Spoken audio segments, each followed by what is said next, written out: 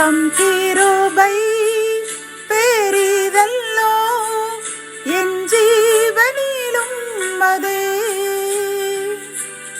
இம்மட்டும் காத்ததுவே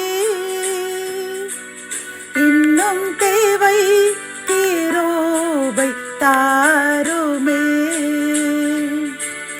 இன்னும் தேவை கிருபை தாருமே. 18/9/2024 இந்த நாள் உங்களுக்கும் உங்கள் சந்ததிக்கும் ஆனந்தத்தின் நாளாக அமையப் போகிறது என்று மனதார வாழ்த்துகின்றேன்.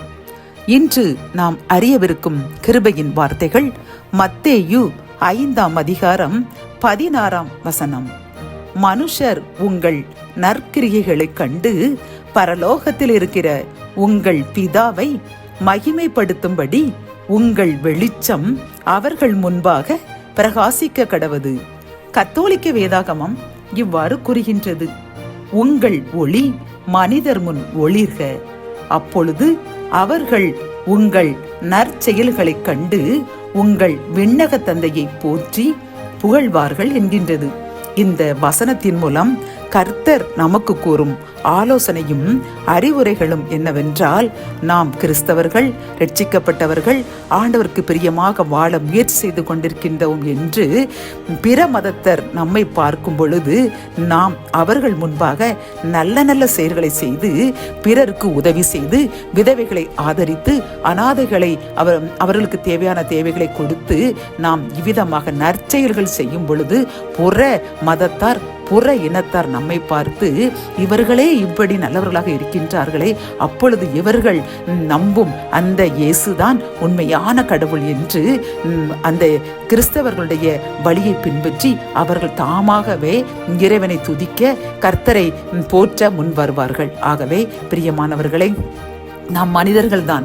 உலகத்தில் ஏதேனும் அநியாயங்கள் அக்கிரமங்கள் நடக்கும் பொழுது நாமும் கோபப்படுவோம், நமக்கும் டென்ஷன் வரதான் செய்யும். ஏன்? இயேசுவானவர் உலகத்தில் மனிதராக வாழ்ந்த காலத்தில் அவருக்கு பசி ஏற்படும் பொழுது ஒரு அத்திமரத்தை பார்க்கின்றார். அங்கு இலைகள் மட்டுமே ஏகப்பட்டதாக காணப்படுகின்றது, ஆனால் கனிகள் இல்லை. உடனே அவர் கோபப்பட்டு அந்த மரத்தை சபிக்கின்றார். உடனே அந்த மரம் பட்டு போகின்றது. இது மனித இயல்பில் அவர் கூறினது.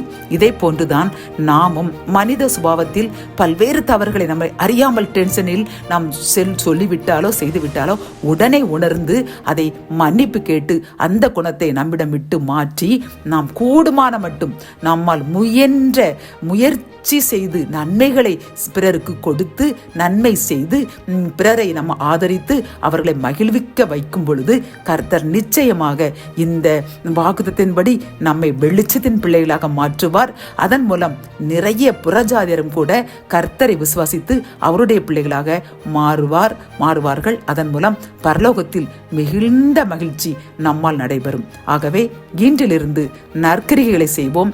பரலோகத்தில் நாம் பிள்ளைகளை அதிகமாக சேர்க்கின்ற ஒரு பரலோக பொக்கிஷத்தின் நாம் அதிபதியாக மாறுவோம்.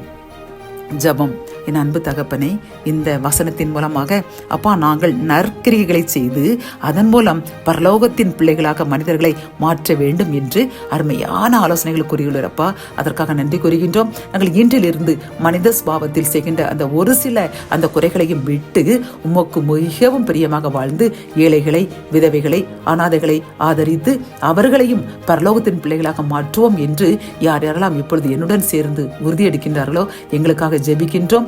எங்களை பரலோகத்திற்கு, அந்த பரலோக பொக்கிஷத்திற்கு ஆட்களை சேர்க்கும் ஒரு மனிதர்களாக, மனுஷிகளாக எங்களை மாற்றுங்க. மீட்பர் இயேசுவின் மூலம் ஜெபம் கேளும் நல்ல தகப்பனே. ஆமென்.